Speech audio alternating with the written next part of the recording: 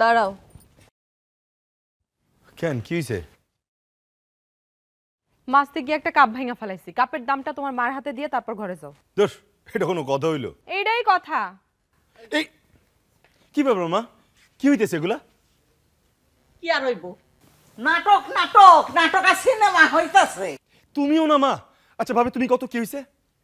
ওই যে কইলই তো, টুনটুনি মাছতে গিয়া একটা কাপ ভাঙ্গা ফেলাইছিল, এই জন্য মা তার একটু বকছে, সেই জন্যই সে এখন তোমার এত কথা বলতেছে। টুনটুনি, তুমি একটা কাপ ভাঙছো, মা একটু বকছে, বকতেই পারে, তাতে সমস্যাটা কি হইলো? তুমি কি আমার স্বামী? আচ্ছা আমি কি আমার স্বামীর সংসার করতেছি না?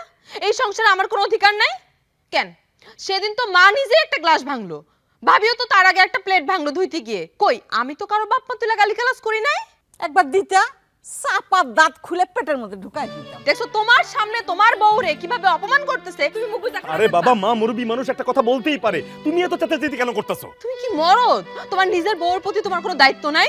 ওই যে ছোট মিয়া, এখন তুমি তোমার বউর প্রতি দায়িত্ব পালন করো। আম্মা আসো, ছোট মিয়া এখন তার বউর প্রতি দায়িত্ব পালন করবে। আসুন আসুন আসুন, চল। ভাবি তোমরাও না সবাই যদি এরকম করো আমার লগে, না আমি বুঝতেছি না, সারাদিন অফিসে গাধার মতো খাটার পরে এই ঘরটার মধ্যে এসে যদি একটু শান্তি না পাই, তাহলে এই ঘরটার মধ্যে কেন আসবো আমি? ও আচ্ছা, তাইলে কি তোমার সব অশান্তির কারণ আমি? কি? মানে সবাই আমার সাথে চ্যাট হইতেছে কেন? এবারে সবকিছু কি আমি? সব কাজ আমি করব, আবার সব কথা আমিও শুনুম?